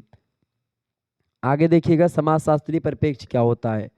समाजशास्त्रीय परिप्रेक्ष्य क्या होता है, तो परिप्रेक्ष्य से अभिप्राय होता है मानव द्वारा अपने अध्ययन के उद्देश्यों, सुविधाओं और सीमाओं को ध्यान में रखते हुए निर्मित किया गया दृष्टिकोण। जो पॉइंट ऑफ व्यू होता है वही होता है आपका अभिप्राय, मतलब परिप्रेक्ष्य। तो जो सभी वैज्ञानिक अपने विषय के परिप्रेक्ष्य में को ध्यान में रखते हुए घटनाओं का अध्ययन करते हैं। तो सामाजिक घटनाओं का अध्ययन करने वाला वैज्ञानिक अपने विषय के परिप्रेक्ष्य को ध्यान में रखते हुए जब अध्ययन करता है तो उसी को बोलते हैं सामाजिक परिप्रेक्ष्य। ऐसे विज्ञान को ध्यान में रख करके किया जाएगा तो वैज्ञानिक परिप्रेक्ष्य या पॉइंट ऑफ व्यू जिसको बोलते हैं वही होता है परिप्रेक्ष्य। तो जब सोशियो मतलब कि सामाजिक परिप्रेक्ष्य होगा, जब समाजशास्त्र को ध्यान में रख करके या सामाजिक घटनाओं का अध्ययन करने वाला जो वैज्ञानिक होगा उसका परिप्रेक्ष्य जो होगा सामाजिक पॉइंट ऑफ व्यू होगा, सोशल पॉइंट ऑफ व्यू होगा। क्लियर, तो ये होता है पॉइंट ऑफ व्यू। सामाजिक परिप्रेक्ष्य को दो भागों में बांटते हैं। एक होता है आपका पहला प्रत्येक समाज, वैज्ञानिक समाज समूह, सामाजिक संबंध, सामाजिक संरचना, सामाजिक व्यवस्था और इनमें होने वाले परिवर्तनों का अध्ययन करता है। समाज ही मतलब साथ ही समाज और सामाजिक व्यवस्था पर इनके प्रभावों का अध्ययन भी करता है। क्लियर? तो पहला परिप्रेक्ष्य होता है सामाजिक परिप्रेक्ष्य। दूसरा होता है सामाजिक घटनाओं के अतिरिक्त अन्य घटनाएं, जैसे भौगोलिक घटनाएं हो गई। इन सभी का सामाजिक व्यवहार, सामाजिक संबंध और सामाजिक संगठन पर क्या प्रभाव पड़ता है, इसका अध्ययन करता है। तो ये होता है आपका सोशल पॉइंट ऑफ व्यू। आगे देखिएगा, अगला प्रश्न आपकी स्क्रीन पर आ चुका है। संस्था किसे कहते हैं? फटाफट से आप बताएंगे। संस्था किसे कहते हैं भाई? इंस्टीट्यूशन, सॉरी, हाँ इंस्टीट्यूशन बोलते हैं संस्था को, और एसोसिएशन बोलते हैं समिति को। संस्था की अगर बात की तो समिति के द्वारा जो नियमों की व्यवस्था होती है, कार्य प्रणालियाँ होती हैं, क्या करना है क्या नहीं करना है, नियमों की व्यवस्था को हम संस्था कहते हैं। ठीक है? संस्था सामाजिक नियमों और कार्य प्रणालियों की उस व्यवस्था का नाम है जो सामाजिक मूल्यों के अनुसार व्यक्तियों को अपने उद्देश्य पूरा करने की अनुमति देती है कि क्या करना है क्या नहीं करना है। शाब्दिक अर्थ की दृष्टि से अगर देखा जाए तो संस्था जो होती है संस्कृत भाषा के दो शब्दों से मिलकर के बनी है। पहला शब्द है सम और दूसरा शब्द है आस्था। इन दोनों के योग से मिलकर के बना है संस्था। सम का मतलब होता है एक साथ और आस्था का मतलब होता है बैठना। क्लियर? इस प्रकार से संस्था का शाब्दिक अर्थ होता है एक साथ बैठना, अर्थात व्यक्तियों के एक साथ बैठ करके कार्य करने से संस्था का बोध होता है। परंतु समाजशास्त्रीय दृष्टि से संस्था का अर्थ इससे विस्तृत है। समाजशास्त्रीय अर्थ में संस्था जो होती है मानव की आवश्यकताओं की पूर्ति का वह शक्तिशाली और नियम के अनुकूल अमूर्त संगठन होता है जिसे समाज या सरकार की स्वीकृति प्राप्त होती है तथा जिसका क्रमशः विकास होता है। जैसे धर्म, विवाह के नियम, उत्तराधिकार के नियम, संविधान, परीक्षा प्रणाली, ये सब संस्था के प्रमुख उदाहरण होते हैं। ये बात ध्यान रखिए। तो धर्म भी एक संस्था है जो कि उस नियमों की व्यवस्था है। विवाह के नियम, उत्तराधिकार के नियम, संविधान जो कि नियमों की व्यवस्था है। तो ये सब क्या होते हैं भैया? ये सब आपके संस्था होते हैं। बात ध्यान रखेंगे। नियमों की व्यवस्था होती है खास करके संस्था जो समाज को चलाती, समाज को आगे बढ़ाती है। आगे देखिएगा, अगला प्रश्न है 24 नंबर प्रश्न है, सामाजिक समूह की परिभाषा दीजिए। तो जब एक ही व्यवसाय के व्यक्ति एक दूसरे में रुचि लेने लगते हैं तो कहा जाता है कि वे एक समूह के सदस्य होते हैं। जब एक ही व्यवसाय के व्यक्ति क्या होते हैं, एक दूसरे में रुचि लेने लगते हैं, मतलब कि अपने ही काम में जो एक ही व्यवसाय कोई व्यक्ति कर रहे हैं और एक दूसरे को जानने समझने लगते हैं, तो उसी को सामाजिक समूह बोला जाता है। आगबर्न और निम्काप कहते हैं कि जब कभी दो अथवा दो से अधिक व्यक्ति एकत्रित हो जाते हैं और परस्पर एक दूसरे को प्रभावित करते हैं तो वो एक सामाजिक समूह का निर्माण करते हैं। अब ट्रेन की पटरी पर या ट्रेन के स्टेशन पर खड़े हुए या रेलवे स्टेशन पर खड़े हुए या बस अड्डा पर खड़े हुए व्यक्तियों की भीड़ को हम समूह नहीं कहते हैं। समूह हम उसको बोलेंगे, जैसे मान लेते हैं मुकेश, रमेश और सुरेश, ये तीनों खड़े हुए हैं। अब मुकेश रमेश को भी जानता है और मुकेश सुरेश को भी जानता है, सुरेश रमेश को भी जानता है और मुकेश को भी जानता है, रमेश सुरेश को भी जानता है और मुकेश को भी जानता है। यानी तीनों एक दूसरे को परस्पर, एक तीसरे को परस्पर जानते हैं। दोनों मतलब तीनों जो हैं एक तीसरे को परस्पर जानते हैं। परस्पर मतलब कि वो रमेश मुकेश को, मुकेश सुरेश को सब आपस में जानते हैं। तो उसी भीड़ को या उसी लोगों के संगठन को हम समूह कहते हैं। बोगाडर्स महोदय कहते हैं कि एक सामाजिक समूह का विचार दो या दो से अधिक व्यक्तियों की एक ऐसी संस्था में निहित होता है जिनका ध्यान कुछ सामान्य उद्देश्यों पर तथा जो आपस में एक दूसरे को प्रेरित करते हैं, मोटिवेट करते हैं, जिनमें सामान्य व्यक्ति हों और जो सामान्य क्रियाओं में भाग लेते हों, ऐसे व्यक्तियों के संगठन या समूह को हम मतलब संगठन को हम समूह कहते हैं। क्लियर? द्वितीयक समूह की अगर मैं बात करूं तो प्राथमिक समूह मैंने आपको बता ही दिया था, जैसे परिवार वगैरह, क्रीड़ा समूह, ये सब प्राथमिक समूह होते हैं। द्वितीयक समूह जो होता है उसकी अगर बात की जाए, द्वितीयक समूह से आप क्या समझते हैं? द्वितीयक समूह वे समूह होते हैं जिनमें घनिष्ठता का पूर्णतः अभाव पाया जाता है और उनमें परोक्ष संबंध होते हैं और इन समूहों का मानव जीवन में दूसरा स्थान होता है। खास करके अगर मैं बात करूं तो इसमें एक प्रकार से बहुत मतलब ये द्वितीयक समूह जो होता है थोड़ा बड़ा होता है प्राथमिक समूहों से। क्लियर? और इसमें एक दूसरे को लोग जानते हैं लेकिन परस्पर उतने ज़्यादा नहीं जानते हैं, लेकिन फिर भी एक दूसरे को जानते हैं। चार्ल्स कूले कहते हैं कि द्वितीयक समूह ऐसे समूह हैं जो कि घनिष्ठता रहित हैं और इनमें प्रायः अधिकतर अन्य प्राथमिक अथवा अर्ध प्राथमिक विशेषताओं का अभाव रहता है। मतलब कि इसमें जो प्राथमिक विशेषताएं होती प्राथमिक समूह की उसकी उसकी कमी रहती है। किंग्सले डेविस कहते हैं कि द्वितीयक समूह का आकार इतना बड़ा होता है कि इससे कोई भी दो सदस्य ना तो एक दूसरे से घनिष्ठ संपर्क में रहते हैं और ना ही व्यक्तिगत रूप से एक दूसरे को जानते हैं। ठीक है? फिर भी वो समूह कहा जाता है, लेकिन एक बड़ा समूह होता है। संक्षेप में अगर बोले तो द्वितीयक समूह वे होते हैं जिनमें सदस्यों के बीच अवैयक्तिक संबंध पाए जाते हैं। व्यक्तिगत रूप से सदस्यों को जानना आवश्यक नहीं होता है।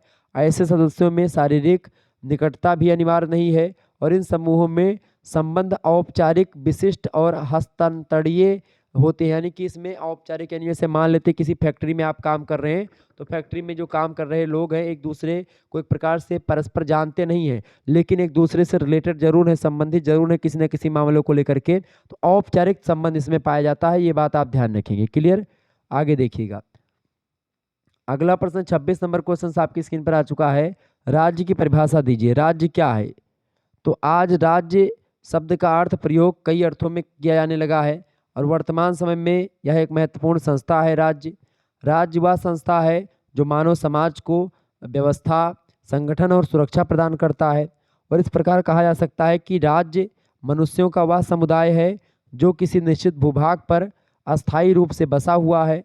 इसके अलावा अरस्तु महोदय राज्य की परिभाषा को देते हुए कहते हैं कि राज्य जो होता है परिवारों और ग्रामों का एक क्या होता है, एक कम्युनिटी होता है, एक समुदाय होता है, एक ऐसा समुदाय होता है जिसका उद्देश्य पूर्ण और आत्मनिर्भर जीवन की प्राप्ति होती है। तो ये होता है राज्य। गार्डनर महोदय कहते हैं कि राजनीति विज्ञान और सार्वजनिक कानून की धारणा के रूप में राज्य संख्या में कम या अधिक व्यक्तियों का एक ऐसा संगठन होता है जो किसी प्रदेश में एक निश्चित भूभाग में अस्थायी रूप से रहता है, जो बाहरी नियंत्रण से पूर्ण स्वतंत्र और लगभग स्वतंत्र होता है, जिसका एक ऐसा संगठित शासन होता है जिसके आदेशों का पालन नागरिकों का विशाल समुदाय स्वभावतः करता हो, अपने मन से करता हो, वो राज्य होता है। राज्य के मुख्य रूप से 3 या 4 तत्व होते हैं। पहला तत्व होता है निश्चित भूभाग, ठीक है, एक मतलब कि एक मतलब जमीन जायदाद होगा, वहाँ पर रहेंगे, निश्चित भूभाग में रहेगा राज्य। इसके अलावा दूसरी बात है कि उसमें निवास करने वाली जनसंख्या होनी चाहिए, जनसंख्या का होना परम आवश्यक है। तीसरा तत्व होता है कि मतलब तीसरा तत्व क्या होता है भैया, उसमें एक सरकार होती है। और चौथा तत्व जो इंपॉर्टेंट निकल करके आ रहा है वो है आपका संप्रभुता। तो राज्य के 4 तत्व होते हैं। संप्रभुता का मतलब क्या होता है? सॉवरेनिटी, मतलब कि जैसे बाहरी रूप से स्वतंत्र हो, राज्य पर किसी दूसरे देश का या किसी दूसरे व्यक्ति का कोई हस्तक्षेप ना हो, राज्य अपना निर्णय स्वयं ले, किसी पर आधारित ना हो। क्लियर? ये बात ध्यान रखेंगे। तो ये होता है आपका राज्य। अगला प्रश्न आप देखेंगे, धर्म क्या होता है? धर्म को परिभाषित कीजिए। तो धर्म की अगर बात की तो धर्म का आधार क्या होता है? विश्वास। विश्वास से धर्म को लोग मानते हैं। और आपको बता दूं धर्म जो होता है अलौकिक शक्ति से संबंधित क्रियाओं तथा विश्वासों का एक नाम होता है। अकबर और निमकाप कहते हैं कि धर्म मानवोपरि शक्तियों के प्रति अभिवृत्ति होती है। मेलिनोवस्की कहते हैं कि धर्म की क्रिया मतलब धर्म क्रिया की एक विधि होती है, एक साथ और साथ ही क्रियाओं की एक व्यवस्था भी होती है। धर्म एक समाजशास्त्रीय घटना के साथ साथ एक व्यक्तिगत अनुभव भी होता है। क्लियर? और एडवर्ड टायलर कहते हैं कि धर्म जो होता है आध्यात्मिक सत्ताओं में या आध्यात्मिक शक्तियों में विश्वास होता है। धर्म की अभिव्यक्ति प्रार्थना और पूजा के द्वारा की जाती है। धर्म वो होता है। कुल मिलाकर के धर्म की अगर बात किया है तो धर्म एक प्रकार से ऐसे कर्म या ऐसी व्यवस्था होती है जिसमें आपको सद्मार्ग और बुद्धि या एक प्रकार से आपको बहुत सारे ज्ञान की बातें बताई जाती हैं जिसका प्रयोग करके आप आगे बढ़ सकते हैं और एक अच्छा जीवन जी सकते हैं। ठीक है, आगे देखिए। अगला प्रश्न है 28 नंबर प्रश्न, मनोविज्ञान और समाजशास्त्र में क्या संबंध है बताइए। इंपॉर्टेंट प्रश्न परीक्षा में आ सकता है। समाजशास्त्र और मनोविज्ञान में घनिष्ठ संबंध है।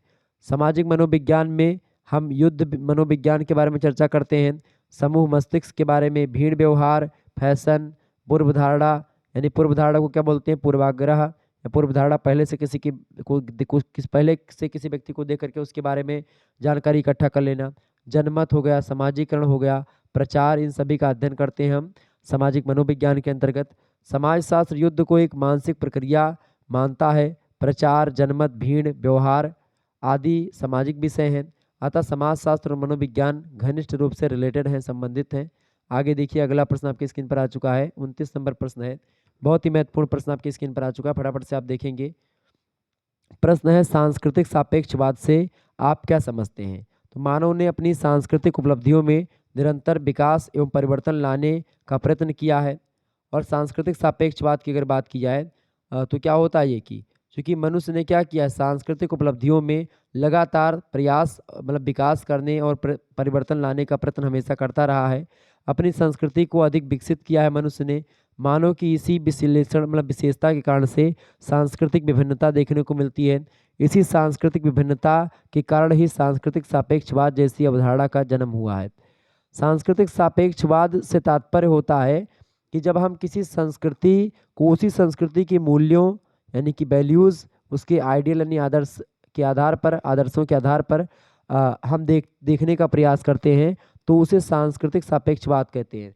किसी संस्कृति के बारे में हम उसके जो मूल्य, उसके जो आदर्श होते हैं, उन्हीं के आधार पर उसको हम अवलोकित करते हैं, उसको देखते हैं, तो वही क्रिया जो होती है वो सांस्कृतिक सापेक्षवाद कहलाती है। इसमें ना तो कोई संस्कृति एक दूसरे से श्रेष्ठ होती है और ना ही एक दूसरे से जो है मतलब कि कम होती है यानी हीन होती है। सभी संस्कृतियाँ अपने पर्यावरण तथा भौगोलिक विभिन्नताओं के कारण एक दूसरे से अलग होती हैं और उनमें इन सभी विभिन्नताओं के कारण से अलग अलग प्रथाएं, परंपराएं और सामाजिक नियम जो होते हैं वो डेवलप होते हैं, विकसित होते हैं। अतः उनके मतलब उन्हें उनके अपने परिप्रेक्ष्य में ही देखा जाना चाहिए कि मतलब कि उनका अपना पॉइंट ऑफ व्यू क्या है। क्लियर?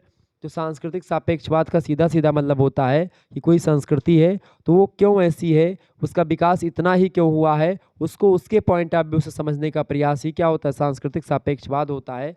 तो कोई ए संस्कृति है तो ए का पॉइंट ऑफ व्यू अलग है, इसलिए उसका विकास उतने अच्छे तरीके से नहीं हो रहा जितना बी का हो रहा है। तो बी का विकास तेज क्यों हो रहा है, क्योंकि उसकी संस्कृति का जो पॉइंट ऑफ व्यू है उसका अलग है, विकास करने का नज़रिया अलग है। तो हर एक संस्कृति के का अलग अलग नज़रिया होता है, अलग अलग पॉइंट ऑफ व्यू होता है। तो उसी नज़रिए को, उसी पॉइंट ऑफ व्यू को समझना ही सांस्कृतिक सापेक्षवाद कहलाता है।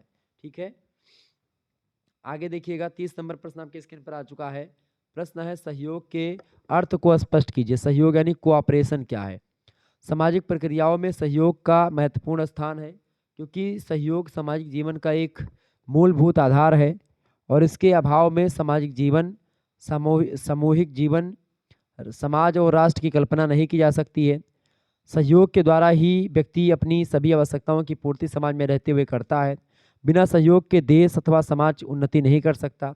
सहयोग को हम पारिवारिक, धार्मिक, आर्थिक, राजनीतिक और सांस्कृतिक सभी क्षेत्रों में समान रूप से देख सकते हैं। सहयोग के अर्थ को स्पष्ट करते हुए प्रोफेसर ग्रीन का कथन है कि सहयोग जो होता है दो या दो से अधिक व्यक्तियों के द्वारा किसी कार्य को करने या किसी समान इच्छित उद्देश्य यानी कि जो समान इच्छा है दोनों की और उसी उद्देश्य को प्राप्त करने के लिए एक दूसरे का सहयोग मतलब एक दूसरे से के साथ मिलकर के निरंतर और सामूहिक प्रयत्न किया जाता है, तो वो होता है सहयोग। क्लियर है? सहयोग में कोई कुछ ज़्यादा समझाने वाला है ही नहीं। आगे देखिएगा 31 नंबर प्रश्न है, प्रतिस्पर्धा को परिभाषित कीजिए। कंपटीशन क्या है?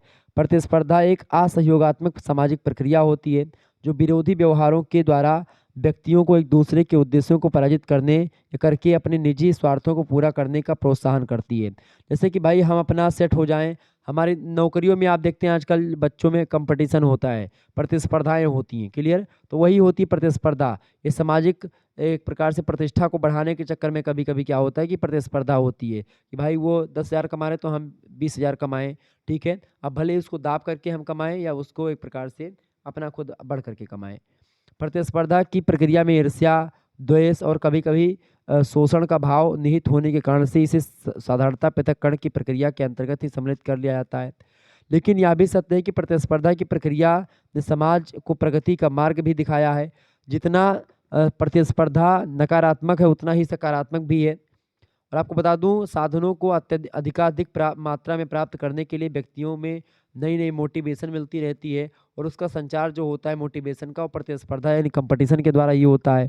जब आपका कंपटीटर अच्छा नहीं होगा तो आपको मज़ा नहीं आएगा फिर। ठीक है, निरस्ता होगी। जैसे मोदी जी को इस समय नहीं मज़ा आ रहा है क्योंकि उनका कंपटीटर कोई है ही नहीं।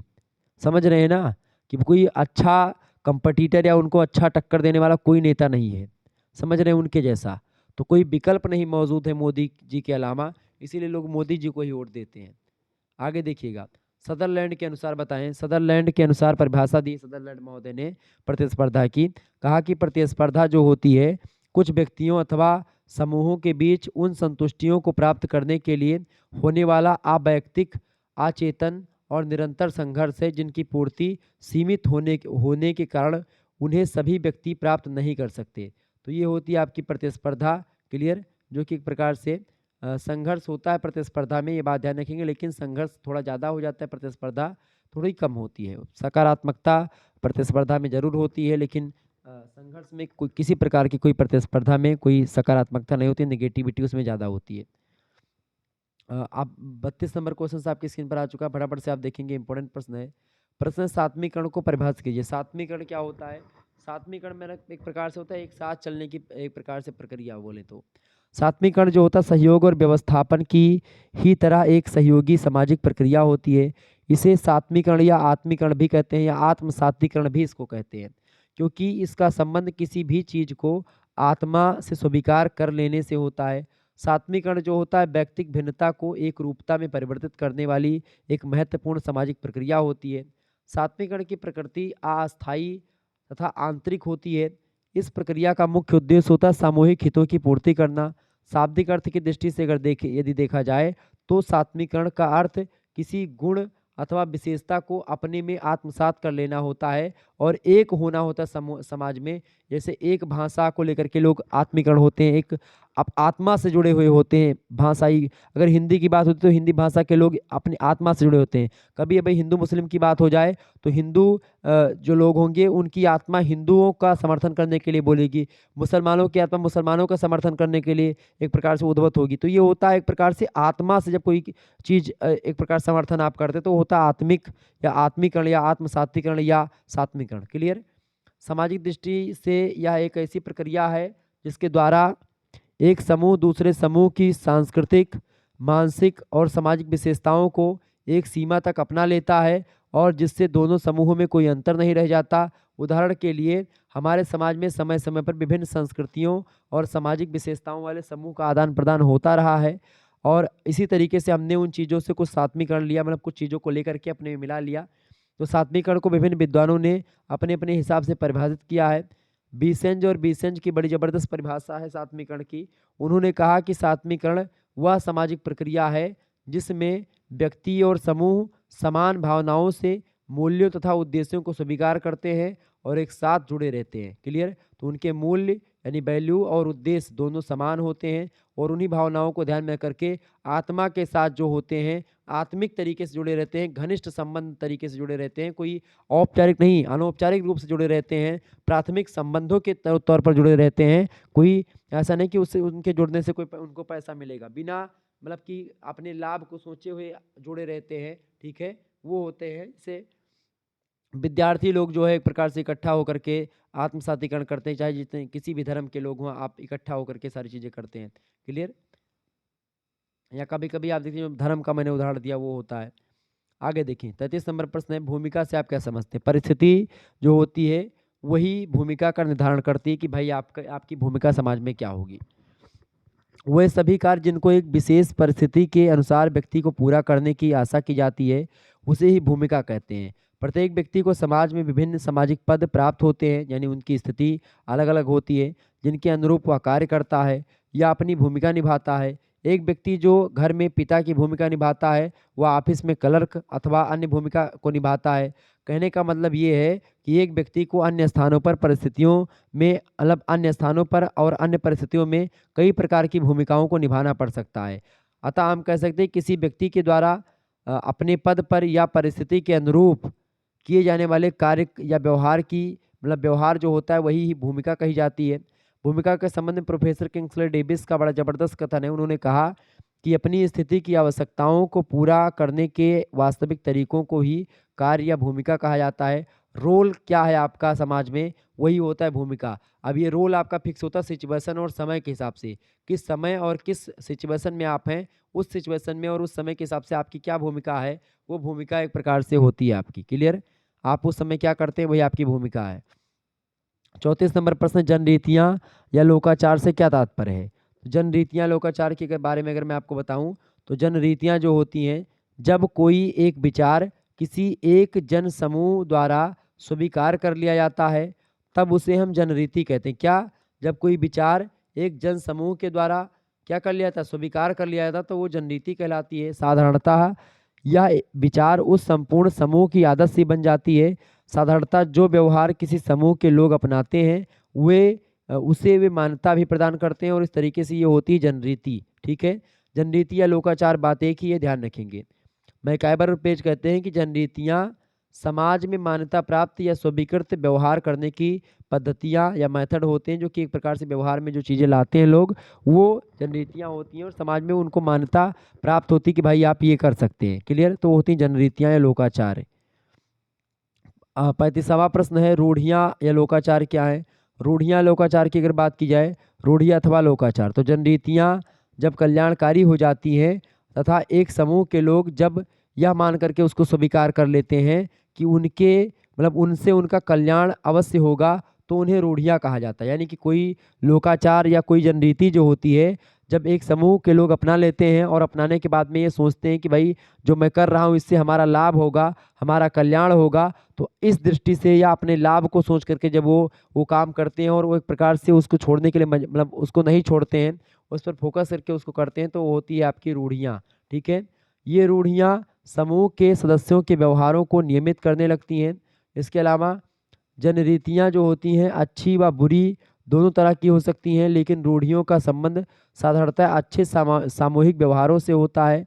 रूढ़ियों के औचित्य को सभी लोग स्वीकार करते हैं और यही कारण है कि बिना किसी तर्क वितर्क के लोग रूढ़ियों को स्वीकार करते हैं।